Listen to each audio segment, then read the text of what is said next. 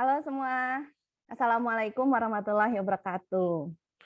Hari ini kita akan bahas tentang asesmen psikologi yang merupakan bagian dari materi asinkronus ya dari mata kuliah pengantar asesmen psikologi 1 yang diselenggarakan pada mahasiswa semester 3 yang merupakan kurikulum MBKM ya di Fakultas Psikologi Universitas Padjadjaran. Baik, nama saya adalah Anissa Lestari Kadiono, biasanya dipanggil dengan Mbak Tari. Nah, hari ini kita akan bahas apa tentang asesmen psikologi ini. Nah, untuk teman-teman berarti baru 1 tahun ya belajar di Fakultas Psikologi. Tentu banyak hal-hal baru, lalu kemudian hal-hal yang menarik, dan kemudian yang membuat kita ingin tahu lebih ya, apa sih psikologi itu? Lalu kemudian bagaimana kita bisa membedakan bahwa hal ini memang berdasarkan keilmuan gitu ya, atau berdasarkan penilaian subjektif kita semata. Nah, di psikologi kita akan belajar ada itu asesmen psikologi. Apa sih ini? Kita lanjut ya. Nah, kalau misalnya kita lihat ya, ada di sini ada beberapa gambar, memang gambarnya kartun ya. Tapi kalau di luar sana kan berarti kita bisa lihat ada beberapa orang yang memiliki karakteristik yang berbeda-beda. Ada kemudian kalau kita lihat satu ya, orang yang pertama, orang yang kedua, orang yang ketiga, dan orang yang keempat. Orang yang ke-1 kita bisa langsung beri label, oh dia perempuan, ya. Label perempuan itu kan membedakan antara individu yang satu dengan yang lain gitu ya. Lalu kemudian kita lihat, oh memakai baju itu. Dari gerak tangan dan kemudian ekspresi wajahnya tampaknya sedang bingung. Nah, tampaknya sedang bingung, nah ini kan menimbulkan kesan, impresi gitu ya, dari apa yang kita lihat, kita bandingkan dengan bisa jadi dengan dirinya sendiri, kalau seperti biasa seperti apa, atau kita bandingkan dengan orang lain. Lalu kemudian kita bisa lihat kalau orang kedua seperti apa, orang ketiga seperti apa, orang keempat seperti apa.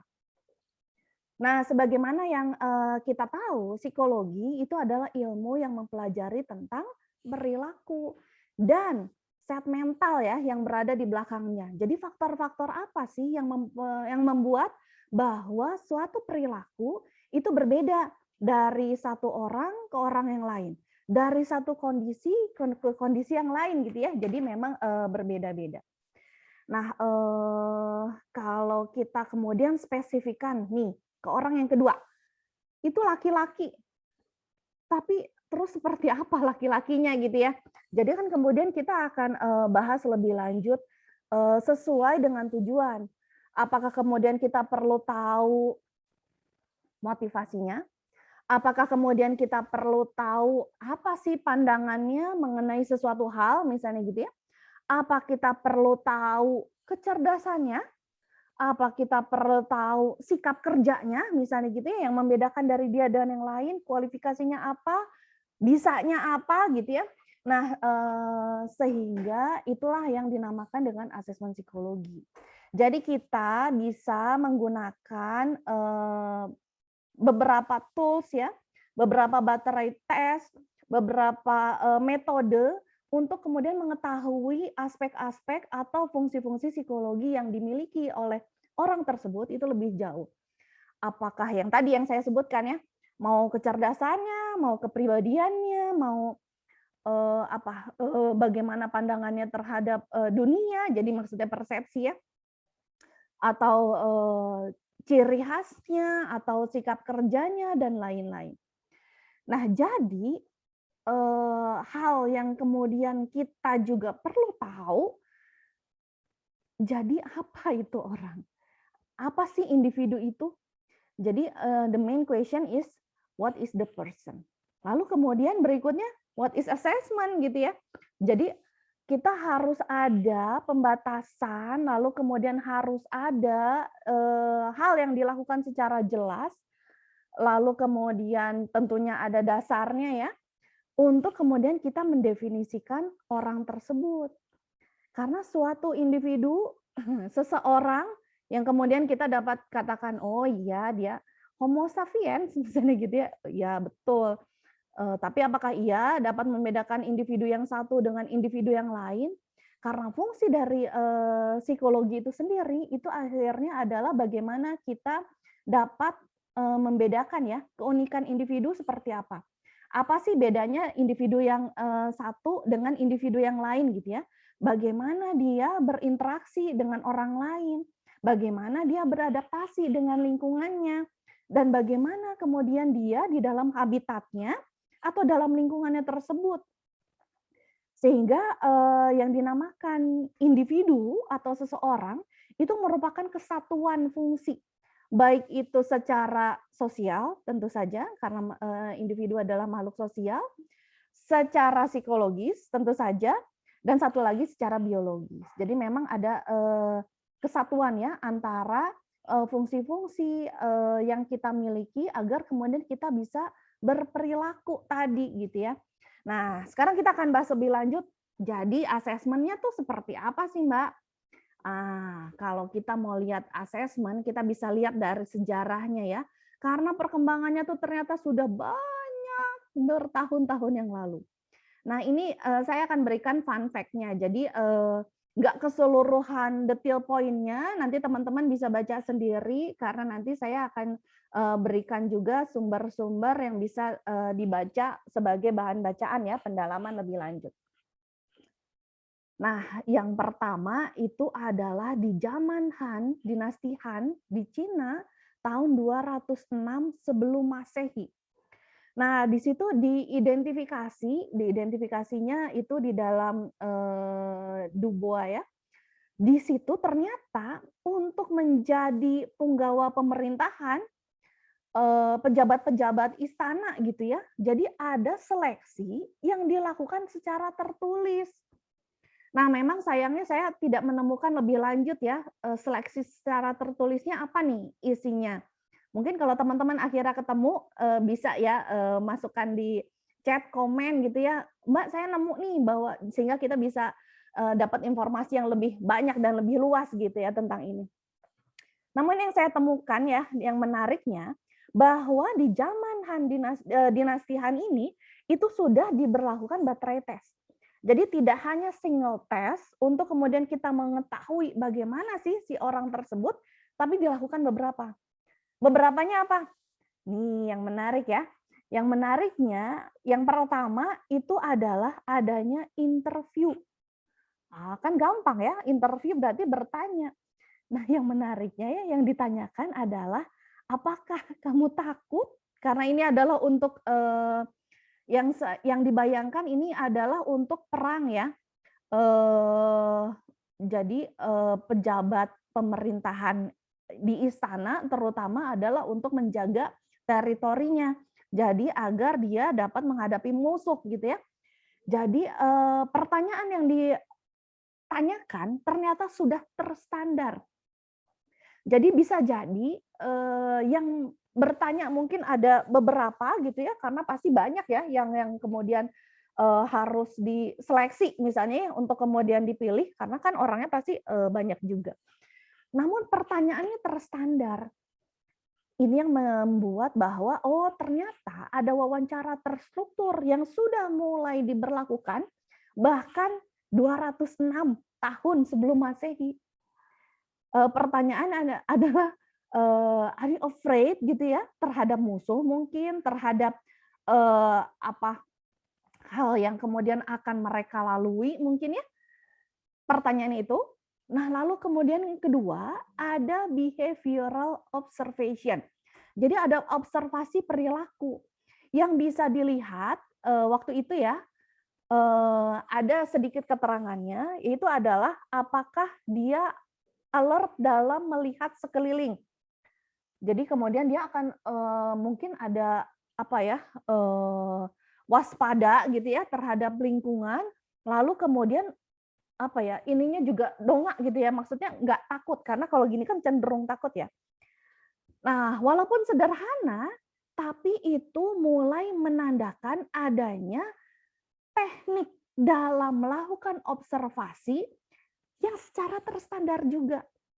Hebat ya, orang zaman dulu loh ini. Jadi kalau sampai sekarang kita masih melakukan observasi dan interview yang tidak terstandar, wah kita harus malu karena di 206 sebelum Masehi udah ada bangsa yang dinasti ya, yang begitu maju dan sudah menggunakan teknik-teknik assessment secara terstandar. Nah, tentu dengan adanya standar ini akhirnya akan membantu dalam proses pemilihan. Karena yang wawancara banyak, yang diwawancara banyak, lalu kemudian akan mendapatkan hasil yang terstandar. Entah di wilayah mana, wilayah mana, wilayah mana gitu ya. Nah ini menarik ya. Mungkin kita bisa bayangkan ya kalau sampai sekarang misalnya teman-teman mau wawancara kepanitiaan ya, lalu kemudian si A nanyanya apa, yang si B nanyanya apa, atau kemudian untuk masuk kerja kita masih nanya yang A kita tanyanya bagaimana sesuai apa ya, yang kita lihat saat itu.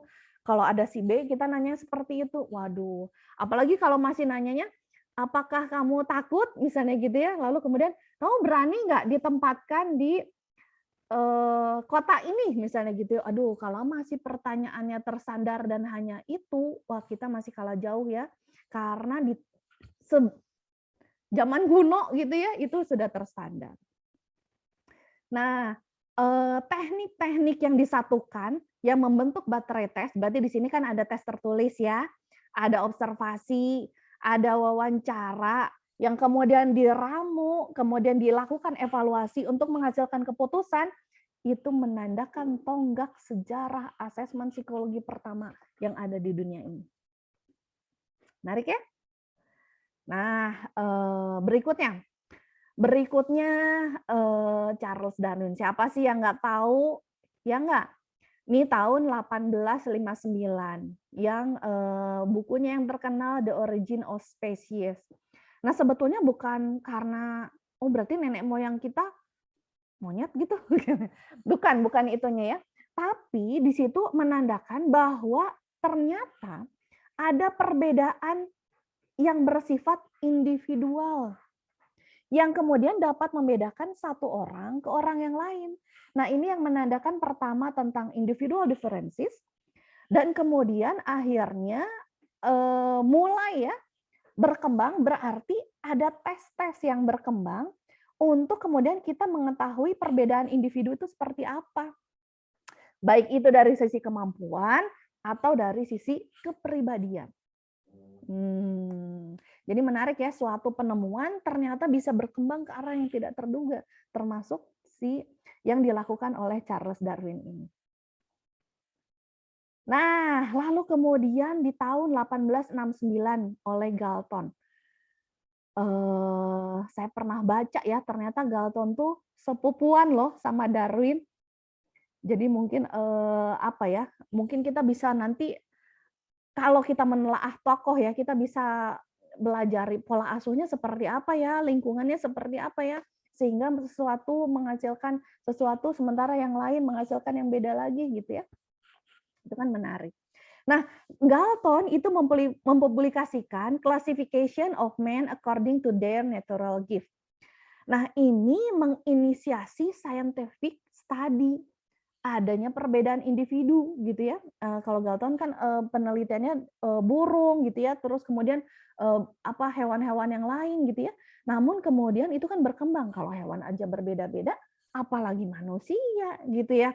Yang kemudian ada pengaruh baik itu dari dalam maupun dari lingkungan yang akan membedakan tadi pola pikir, pola pandang, sikap, perilaku gitu ya dari satu orang ke orang yang lain.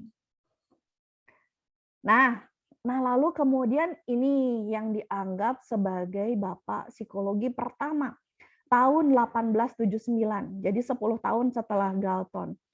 Willem Wundt dia men-set up laboratorium pertama di Universitas di Leipzig, Jerman, berkaitan dengan bagaimana ilmu psikologi itu dapat dibuktikan gitu ya dengan lab. Jadi suatu stimulus lalu kemudian diberikan, entah penguatan, apa ya, sesuatu gitu ya, sehingga terbukti bahwa, oh ini ternyata saintifik ya. Ada loh yang mendasari, hal-hal yang mempengaruhi, sikap, hal-hal yang mempengaruhi motivasi, hal-hal yang mempengaruhi, persepsi, hal-hal yang mempengaruhi, orang belajar gitu ya, ataupun perilaku. Nah, kita masih lanjut, saya ambil cuplikan-cuplikan yang menurut saya penting, ini yang berikutnya itu adalah dari Cattell. Kita tahu ya kalau Cattell ini adalah yang paling pertama dan kemudian akhirnya mempopulerkan adanya mental test tahun 1890. Nah, Cattell tuh, tokoh yang kemudian, oh berarti sistem inteligensi kita gitu ya, cara orang berpikir itu dipengaruhi oleh inteligensi gitu. Ada testing laboratorinya di Universitas Pennsylvania. Nah, lalu kemudian itu tadi dari sisi mental test, yang berikutnya Kraepelin. Ada yang masih belum tahu tentang Kraepelin? Ini alat tesnya masih banyak kita gunakan sampai sekarang ya. Padahal dia itu tahun 1896. Nah, awalnya itu adalah untuk membedakan gimana sih mental pada orang yang sakit waktu itu adalah yang apa sih, apa ya, sakitnya tuh adalah epilepsi. Nah, beda nggak dengan, orang normal. Jadi dalam hal ini adalah dengan melakukan, penjumlahan sederhana ya, lalu kemudian dilihat polanya. Bukan hanya jumlah benar salahnya, yang berarti itu adalah kemampuan, numerik ya, bukan itu. Tapi dari sisi polanya sejauh mana dia kemudian nantinya akan menghasilkan, grafik gitu ya, yang kemudian nanti kita bisa bandingkan menjadi, mental ya atau work attitude test tadi. Kraepelin, dan itu masih dipakai sampai sekarang. Menarik ya, ini udah ratusan tahun loh berarti. Nah, berikutnya adalah Spearman. Spearman tahun 1904. Nah, di Spearman di sini dikenalkan tentang two factor theory of intelligence yang terdiri dari faktor general dan faktor spesifik. Nah, ini juga memperdalam bahwa ternyata suatu kemampuan itu didasari oleh tadi kemampuan yang bersifat general dan kemampuan yang bersifat spesifik yang kemudian akan berbeda dari satu individu ke individu yang lain yang dipengaruhi oleh faktor inteligensinya. Nah, jadi di sini mulai ya berarti kita bisa melakukan pengukuran nih dari inteligensi itu.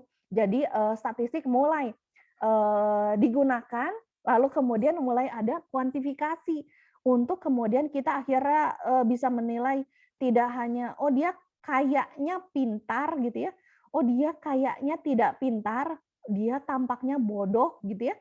Dari penilaian yang tadi dengan simptom-simptomnya berarti apa bahasan tadi yang bodoh kayak gimana, yang pintar gimana, yang cukup pintar gimana, menjadi lebih kuantifikasi. Jadi kita bahkan bisa mengeluarkan skor ya. Oh, dia berarti adalah IQ-nya 80, IQ-nya adalah 100 dan ada perbedaan antara 80 dan 100 yang kemudian nanti berkembang norma dan lain-lain. Menarik ya perkembangan ilmunya? Nah, ini saya hanya bahas sampai sini karena sudah itu tambah banyak. Tapi ini menurut saya juga salah satu tonggak penting setelah Perang Dunia II. Karena di militer itu kemudian berkembang gimana nih cara-cara yang kita bisa lakukan lebih cepat, lebih presisi untuk kemudian kita bisa memilih orang menjadi pilot yang handal gitu ya. Karena kan perang tuh banyak yang meninggal, posisi harus segera diisi, tapi juga harus tepat karena ya misalnya pesawat itu mahal kalau tidak dikendalikan oleh orang yang tepat berarti ruginya sekian banyak dan Jadi kan memang betul deh harus tepatnya, entah itu kemampuan belajarnya, entah itu sikap dalam pengambilan keputusan misalnya gitu ya, atau kemudian tentang bagaimana dia menganalisis resiko misalnya seperti itu. Nah, jadi konsep dan pengembangan assessment, teknik-tekniknya banyak nih berkembang di masa sesudah Perang Dunia II ini. Nah, terutama teknik-teknik yang bersifat situasional, behavioral, prosedur, observasi, teknik-teknik assessment lain itu juga banyak berkembang di sini. Jadi kita bisa lihat suatu kejadian akan mempengaruhi ternyata ya perkembangan ilmu untuk kemudian mengatasi permasalahan yang dihadapi saat itu. Dan itu kemudian dapat berkembang ke arah yang lebih besar, ke arah yang lebih bermanfaat ya. Kalau kita bisa lihat, waduh perang apa sih manfaatnya gitu ya. Tapi kalau dari sisi ilmu itu bisa jadi ada hikmahnya ya tentang bagaimana ternyata manusia itu memiliki kemampuan untuk beradaptasi dengan keadaannya gitu ya, berupaya mengatasi masalahnya dengan akal yang dimilikinya. Dan kemudian terjadilah perkembangan ilmu dan lain-lain. Nah, nanti teman-teman bisa baca lebih lanjut tentang gimana nih sejarah asesmen dalam psikologi yang banyak gitu ya. Saya hanya bahas sampai sini. Nah, kita akan lanjut. Jadi gimana sih? Apa sih asesmen psikologi itu? Kita lihat bahwa asesmen psikologi dapat dilihat dari sisi individu. Jadi kita bisa bedakan tadi ya, ini bagus nggak untuk jadi pilot? Siapa yang bagus jadi pilot? Si orang itu. Jadi kita akan memilih dia dibandingkan dengan yang lain seperti apa. Bandinginnya apa nih? Jadi kan dibuat ya kriteria untuk perbandingannya. Entah itu misalnya dari tinggi badan boleh, entah itu dari kemampuan berpikir misalnya, entah itu dari kemampuan bersikap, kemampuan dia berperilaku misalnya gitu ya, yang kemudian ada standar-standar yang kemudian nanti kita kembangkan lebih lanjut menggunakan tools, entah itu pakai alat tes yang kita suka namakan dengan psikotes, entah itu observasi, entah kemudian kita melakukan interview untuk kemudian kita melihat ya pemenuhan dari aspek-aspeknya dan kemudian kita diagnosis berdasarkan pola pikir psikologi yang sudah kita miliki. Set tentang assessment itu apa? Berarti kita tahu ya standar-standarnya apa. Lalu kemudian kita set manusia itu apa? Dalam hal ini kemudian kita masukkan pada konteks manusia yang kemudian menjadi pilot yang memiliki requirement seperti apa, yang memiliki job desk seperti apa, sehingga ada tuntutan seperti apa gitu ya. Jadi kan kita masukkan konsep manusianya dalam konteks. Nah, kemudian berarti ada pola pikir psikologis yang kemudian akan kita gunakan di situ, psikodiagnostik untuk kemudian menentukan keputusan yang kemudian nantinya akan kita evaluasi entah dalam hal kemudian nanti penempatan atau kemudian dalam hal kemudian rekomendasi, entah itu kemudian masuk ke dalam proses-proses berikutnya, misalnya kalau misalnya ini seleksi.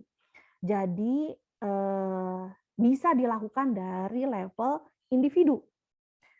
Yang lain bisa nggak? Nah, kalau individu kemudian berinteraksi, bekerja sama, itu bukan lagi yang jadi individu ya, karena sudah ada hubungan timbal baliknya menjadi kelompok. Nah, dalam psikologi, seseorang yang kemudian berperilaku A dalam kelompok, dia bisa berubah sesuai dengan interaksi maupun sesuai dengan kondisi yang ada di dalam lingkungannya. Karena kita tahu ya, suatu perilaku itu sebetulnya bukan murni ada dari dalam diri individu tersebut ya, tapi merupakan fungsi interaksi antara pribadinya dengan lingkungannya. Nah, kalau dalam hal ini lingkungannya adalah orang-orang lain, artinya ada interaksi. Dia juga punya fungsi ya, individu, si B juga punya fungsi individu, saling berinteraksi, itu adalah kelompok. Hasilnya itu akan berubah juga. Nah, jadi metode asesmennya juga akan berubah. Apa yang kita bisa gunakan untuk asesmen individu? Apa yang bisa kita gunakan untuk asesmen kelompok? Itu berbeda lagi. Nah, nanti kita akan bahas lebih lanjut ya tentang metode-metode asesmennya lebih lanjut karena waktu kita juga masih panjang dan saya justru ingin menarik nih minat rekan-rekan untuk belajar lebih jauh. Berarti asesmen individu tuh kayak gimana sih? Lalu kemudian tadi udah ada gambarannya. Oh, bisa jadi tes tertulis ya. Oh, bisa jadi observasi ya. Oh, bisa jadi wawancara ya. Iya betul. Untuk kelompok kayak gimana? Metodenya sama nggak sih, Mbak? Terus, dilakukannya seperti apa? Nah, ini ya yang kemudian teman-teman harus, dalami lebih lanjut yang kemudian nanti kita akan bahas, kemudian. Karena saya sekarang, fokus di dalam apa itu assessment-nya sehingga nanti, tentang metode, tentang tools kita akan bahas, berikutnya, ya. Nah, kalau individu-individu itu ternyata berada dalam satu wadah tertentu, yang kemudian ada strukturnya, ada pembagian tugasnya, ada kemudian tanggung jawab yang berbeda antara satu orang yang lain, untuk tujuan tertentu, itu dinamakan dengan organisasi. Dan ternyata berbeda juga. Berbeda bagaimana caranya kita melihat kondisi dan kemudian kita akan mengevaluasi kondisi apa sih yang terjadi. Jadi kita melakukan assessment ya, entah itu secara komunitas yang tidak memiliki struktur ya kalau komunitas ya, tapi berkumpul dan kemudian memiliki kesamaan, berkumpulnya boleh secara fisik ataupun tidak gitu ya, memiliki kesamaan yang tentunya berbeda-beda sesuai dengan ciri komunitas tersebut. Atau dalam bentuk organisasi ya, yang ada strukturnya, ada tanggung jawabnya, ada tujuannya. Nah, ini juga dapat diakses sehingga kita akan ketahui kondisinya seperti apa nih yang terjadi di dalam organisasi. Nah, organisasinya ini sebetulnya memiliki hambatan atau enggak? Apakah mau dikembangkan? Ataukah ada hal yang perlu untuk dijaga? Nah, asesmennya seperti apa? Ada tekniknya juga, ya. Yang kemudian nanti akan dibahas lebih lanjut sesuai dengan settingnya, karena untuk pengukurannya tentu akan berbeda-beda ya dalam eh, organisasi, akan berbeda dengan komunitas, akan berbeda dalam satu setting tujuan sesuai dengan approach yang kemudian kita akan pakai. Kebetulan ya saya juga ngajar di S2, bidangnya kan saya itu di psikologi industri organisasi. Nah, sehingga kalau di S2 ada mata kuliah khusus tentang bagaimana kita melakukan asesmen organisasi atau kemudian kita melakukan asesmen personel gitu ya. Jadi bukan orangnya tapi orang yang memiliki jabatan tertentu. Jadi orang sebagai SDM gitu ya di dalam organisasi. Dan itu cukup menjadi penting ya karena menjadikan kompetensi apa sih yang membedakan kita sebagai lulusan psikologi dengan bidang keilmuan yang lainnya. Mudah-mudahan menjadi tertarik ya untuk tahu lebih banyak karena teman-teman harus didorong dan kami ya tim pengajar juga sangat mendorong teman-teman untuk gali lebih lanjut lagi. Nggak puas gitu dari apa yang saya sampaikan sekarang, cari seperti apa nih asesmen psikologi secara individu, bagaimana dengan kelompok, bagaimana ini bisa diterapkan, lalu kemudian untuk yang setting yang lebih luas itu seperti apa, gitu ya. Jadi karena makanya ini dilakukan juga dengan secara asinkronus untuk kemudian melatih dan mengembangkan kompetensi belajar teman-teman agar memiliki long life learning nantinya ya. Jadi tidak cukup puas dari apa yang diberi, tapi berusaha untuk mencari lebih banyak lagi. Nah, sekarang kita balik lagi. Asesmen psikologi, jadi gimana sih Mbak? Tadi katanya settingnya itu bisa beda-beda, sehingga levelnya bisa individu, bisa kelompok, bisa organisasi. Iya betul. Jadi apa yang paling benar? Saya kasih tahu ya. Yang paling benar adalah yang paling sesuai dengan tujuannya. Jadi nggak mungkin ada satu tools atau satu pendekatan yang akan berlaku untuk semua orang, semua level, semua setting, nggak bisa. Kenapa? Karena perilaku itu fungsi kok. Jadi bukan yang bersifat menetap. Bahkan orang yang sama, di dalam lingkungan yang sama, dia bisa jadi akan menghasilkan perilaku yang berbeda. Kan gitu, jadi nggak mungkin dong kita akan menerapkan satu ukuran terstandar yang sama untuk tujuan yang berbeda-beda, untuk setting yang berbeda-beda, jadi nggak bisa. Nah, kalau kita lihat lebih lanjut, bahkan ya, ada yang kemudian kita bisa golongkan sebagai asesmen psikologi yang bersifat kuantitatif, ada juga yang bersifat kualitatif. Apa coba bedanya? Kalau di kelas saya pasti nanya ya, dan kemudian nanti ada yang komen-komen, kadang ada yang komen lucu gitu ya. Nah, kalau sekarang asinkronus teman-teman bisa juga komen ya tentang gimana yang disebut dengan kuantitatif, apa yang disebut dengan kualitatif. Kuantitatif itu adalah yang menghasilkan pengukuran yang terstandar ya. Jadi ada angkanya yang kemudian membedakan tingkatan, yang akan membedakan level. Tadi saya udah ngasih contoh ya perkembangannya yang dari Spearman ya. Jadi mulai diberlakukan pengukuran gitu ya. Nah, jadi kita bisa tahu oh ternyata IQ 80 itu sangat berbeda dengan IQ 90. Kan cuman beda 10. Iya, tapi ternyata beda levelnya ya, tingkatannya ya. Karena yang normal, IQ normal itu berapa? Ada yang tahu? Oh, biasanya banyak yang chat ya. Ini saya ini perdana ya video saya, mudah-mudahan bisa diterima ya oleh rekan-rekan dan kemudian dipahami. IQ yang normal itu adalah 90 sampai 110 berdasarkan Wechsler. Nah, kuantitatif itu membedakan level-level, entah itu level IQ, inteligensi ya, entah itu level kecepatan bekerja, entah itu kemudian kemampuan beradaptasi, bagaimana dia mengelola stres, bagaimana dia apa ya menghadapi konflik gitu ya, itu bisa dikuantifikasi. Nah, namun ada juga yang bersifat kualitatif ya, yang levelnya bukan berdasarkan angka, tapi berdasarkan kesesuaian ya dengan indikator-indikator yang terdapat dalam level-level tertentu. Jadi ada indikator-indikatornya. Jadi misalnya kalau secara kualitatif kita bisa lihat, oh ternyata si A dia belum bisa nih merangkai 3 kalimat dalam berbicara.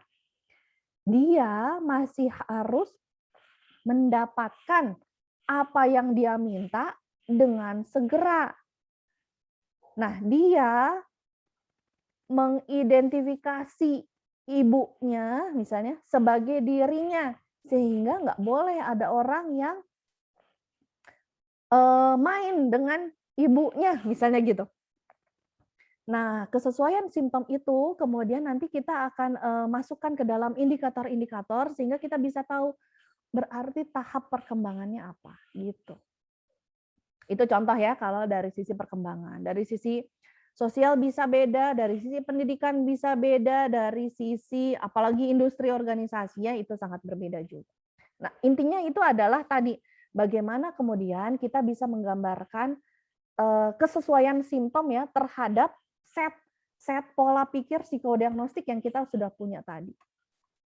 Sehingga kita akan tahu itu berarti fungsi asesmennya, mengetahui. Nah, sekarang kita lebih lanjut. Jadi gimana nih? Nah, tapi sebelumnya pasti juga banyak yang bertanya ya tentang asesmen psikologi. Emang psikologi bisa diakses? Apakah iya sesuatu yang tidak kasat mata itu kemudian kita bisa ukur? Bisa. Gimana caranya? Nah, ini caranya.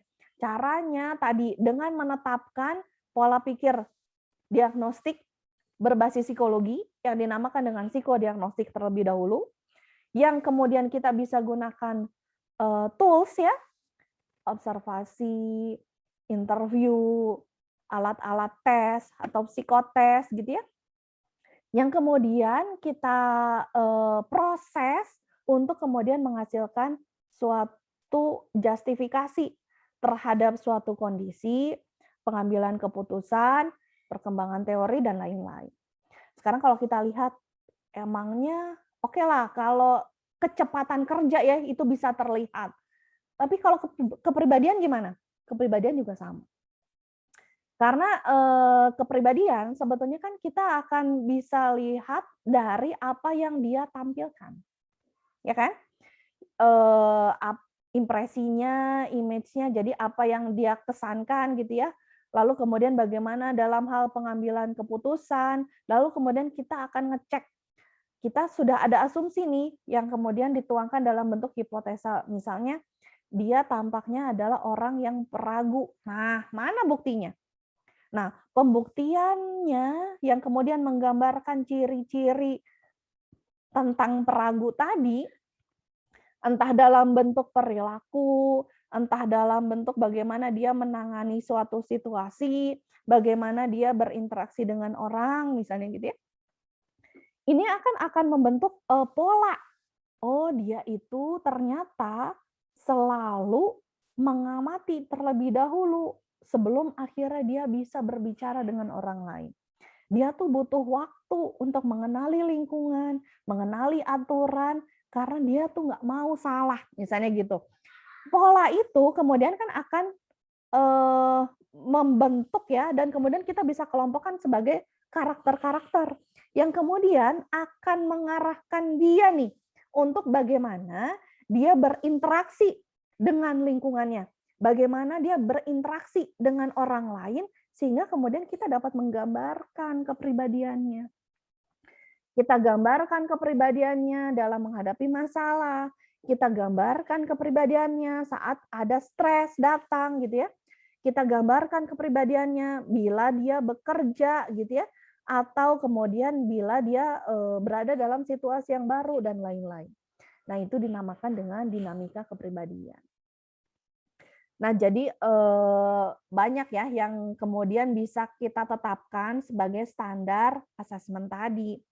Jadi tujuannya apa sih emang asesmen? Kenapa harus ada asesmen? Yang pertama itu adalah image making. Apa sih image making? Ayo. Bisa ditulis ya di chat box-nya atau di komen ya. Nah, image making itu adalah bagaimana deskripsi dan gambaran dari orang yang kemudian kita assess atau yang kita identifikasi tadi. Sehingga kemudian kita akan menangkap, oh dari tanda-tanda yang dia keluarkan, misalnya tadi ada tes ya, atau kemudian kita buat interview dan kemudian ada hasilnya. Lalu kemudian kan berarti kita bisa coding memberikan kesan orangnya berarti seperti apa. Berarti kita dapat mendevelop ya, akhirnya mengembangkan deskripsi tentang orang tersebut. Nah, itu adalah tujuan asesmen. Sehingga nggak harus kejadiannya ada dulu. Misalnya, bisa nggak orang ini jadi bos, jadi atasan? Nggak harus orangnya jadi bos dulu, kemudian kita baru bisa bilang, ya dia ternyata nggak bisa. Wah, coba bayangin kalau kayak gitu. Ruginya seperti apa? Rugi udah jadi bos duluan, terus kemudian mungkin ada kebijakan-kebijakan yang udah terlanjur diambil, belum lagi ada potensial loss-loss yang kemudian terjadi gitu ya. Itu kan sangat merugikan. Jadi maksudnya kita bisa memberikan deskripsi ya dengan gambaran perilaku terhadap suatu set stimulus di mana terbukti kalau dia mendapatkan misalnya tanggung jawab itu seperti apa, berarti kita dapat memberikan gambaran. Bila dia ditempatkan sebagai atasan, perilakunya berarti akan seperti apa. Dan itu masih sesuai nggak dengan tuntutan jabatan. Itu masih sesuai nggak dengan yang diharapkan? Gitu. Jadi kita dapat memberikan deskripsi. Gitu ya. Jadi bukan meramal ya, oh orang psikologi bisa meramal ya, dia bisa tahu kok si A itu orangnya baik, si B itu atau enggak, bukan meramalnya sebetulnya. Tapi kita melakukan fungsi assessment. Assessment-nya apa? Harus objektif, jadi harus ada standarnya, apa nih? Kemudian kita udah set di sini pola pikir psikodiagnostiknya, dan kemudian akhirnya kita bisa ambil keputusan. Oh orangnya ternyata bla bla bla bla, sehingga ini dan kemudian bagaimana. Gitu ya. Nah, berikutnya adalah decision making. Decision making itu adalah pengambilan keputusan. Jadi tentu saja kemudian kita bisa tahu dengan lingkungan yang seperti ini dia tetap bisa produktif. Tapi kalau lingkungannya berubah kayak gini, jadi nggak produktif, gitu ya. Jadi kalau misalnya si A kalau ditempatkan di ini masih tetap bagus atau enggak? Si B kalau dia dapat beasiswa ke luar negeri, dia tetap akan bisa lulus tepat waktu atau enggak, misalnya gitu ya. Kan nggak harus dicoba, ya udah coba, oh ternyata gagal. Wah, itu nggak bisa ya. Jadi kita bisa akhirnya mengambil keputusan berdasarkan tadi ya tools yang kemudian kita gunakan, entah itu psikotes, entah itu observasi, entah itu kemudian interview gitu ya. Untuk kemudian kita akan melihat orangnya seperti apa, dalam lingkungan bagaimana, dia bisa positif kayak gimana, dia akan negatif bila seperti apa, sehingga kemudian kita bisa memberikan gambaran lebih lanjut tentang potensi-potensi yang mungkin akan terjadi di masa yang akan datang, gitu.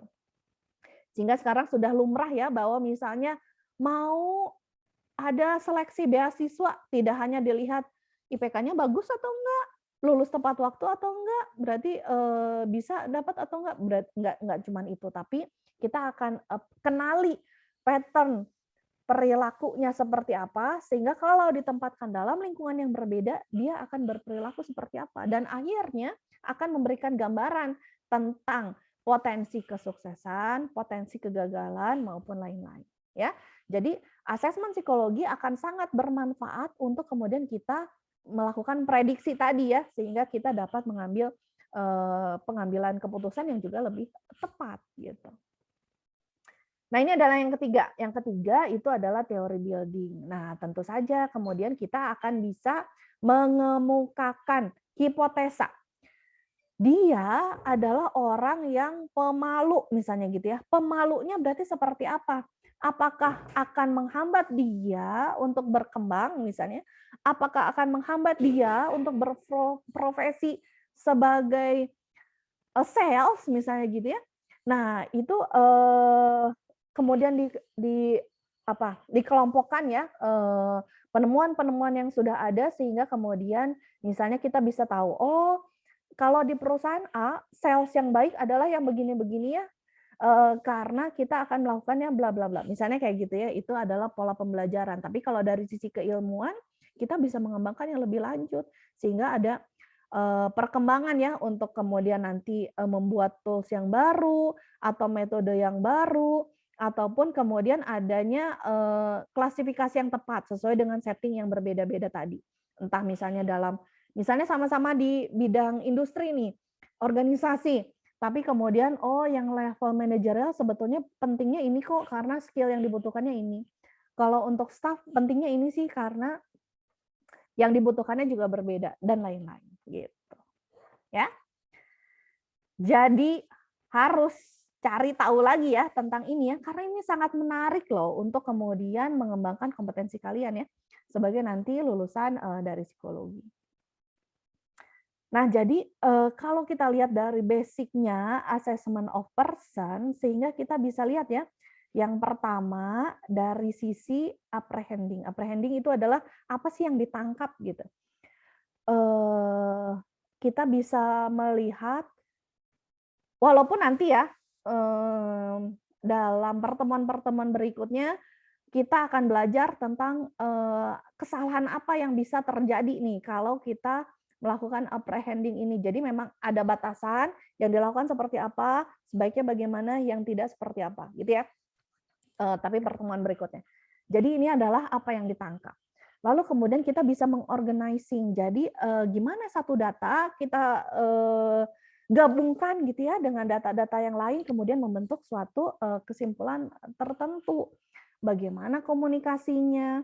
Karena kita bisa ya mendapatkan data baru dengan kita bertanya yang tepat.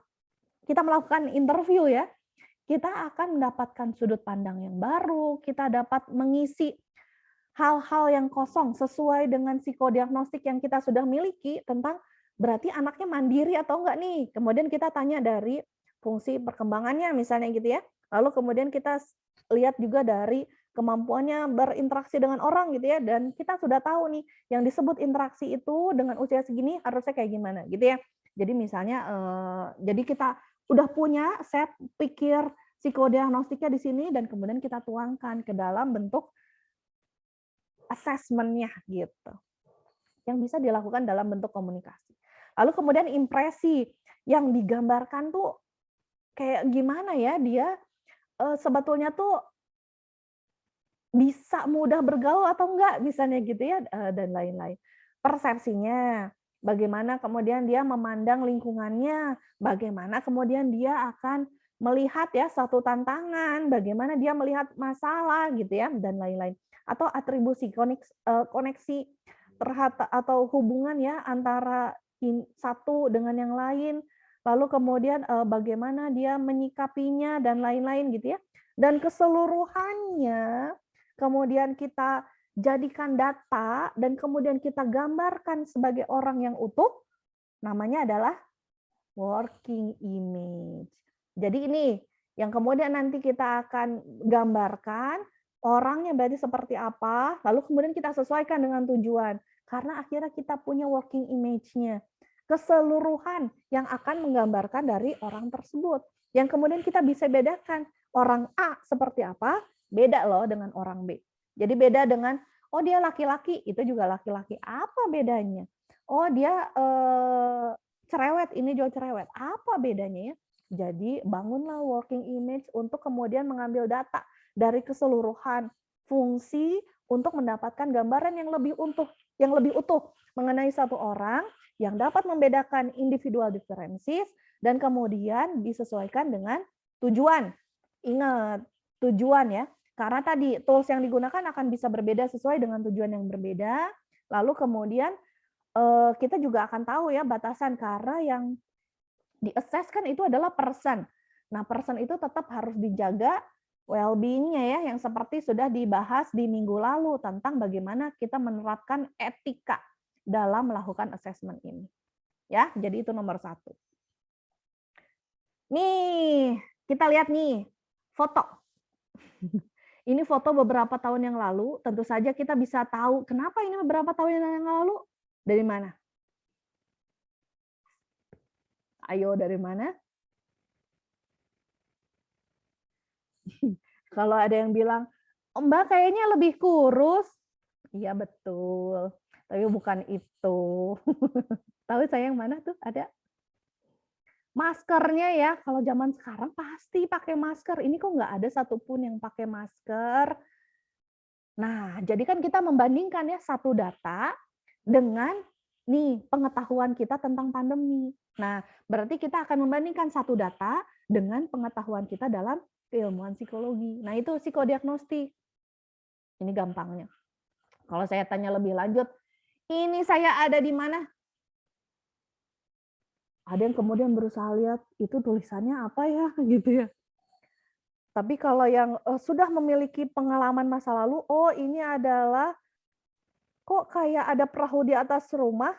Nah, apa ini berarti? Ada di mana?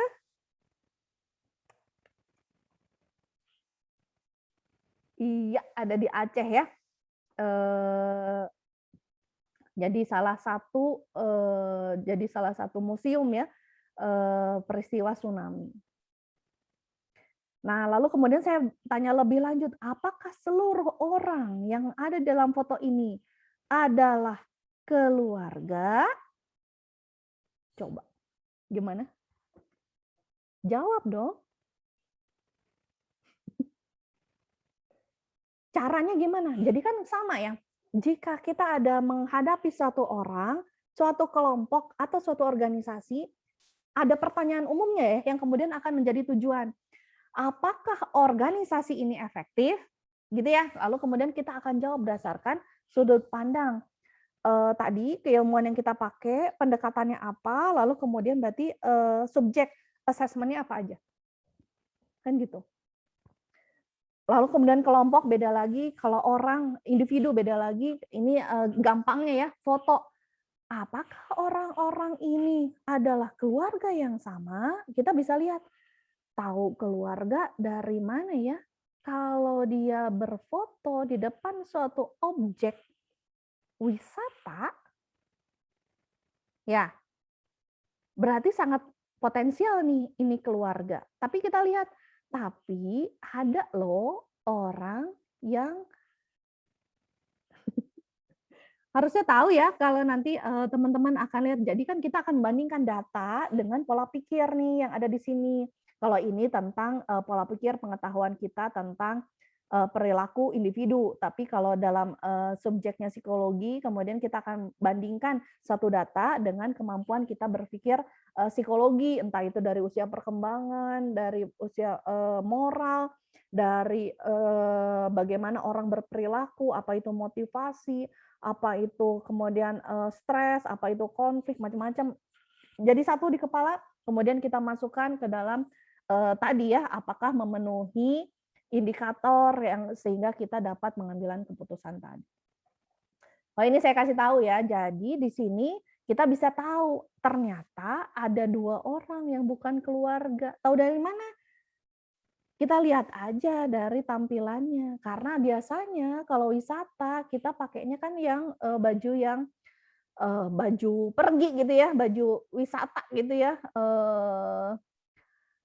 Kalau di sini kita bisa lihat ada yang pakai hanya sendal jepit gitu ya, dan itu perempuan. Nah pasti nih ini adalah penduduk sekitar, nggak mungkin adalah pengunjung gitu ya. Ini saya bisa nunjukin nggak ya? Ini orang yang ketiga dari kanan, lalu kemudian yang baju hitam-hitam ini ya. Yang baju hitam-hitam ini, aduh saya lupa namanya, entah masih ada atau tidak, Ibu apa ya, Ruhaida atau Ibu siapa? Karena dia itu adalah saksi hidup ya dalam peristiwa tsunami yang waktu itu terkena juga dampaknya. Kehilangan keluarga juga, kehilangan tempat tinggal juga, dan kemudian yang saat itu juga dikejar ombak ya. Namun bisa selamat. Sekarang usianya udah 70, waktu terkena dia waktu itu usianya bukan sekarang ya, waktu saya ke sana 70. Itu berapa tahun yang lalu ya. Waktu kena dia 55. Nah, jadi gimana? Jadi dalam melakukan asesmen, mudah-mudahan kebaca ya ini kehalang ya dengan foto saya nih, mudah-mudahan bisa ya, bisa dilihat. Jadi ada prosedur dalam kemudian kita melakukan assessment. Yang pertama, kita akan identifikasi datanya apa saja. Bisa bersifat kuantitatif yang tadi ya, bisa juga yang subjektif, kita melihat ya berdasarkan pengetahuan psikologi yang kemudian dimiliki, psikodiagnostik gitu ya, yang kemudian akan menjadikan input. Nah, lalu kemudian kita proses, entah yang numerik itu secara mekanikal, lalu kemudian yang subjektif itu dikelompokkan ke dalam kelompok-kelompok data, misalnya gitu ya.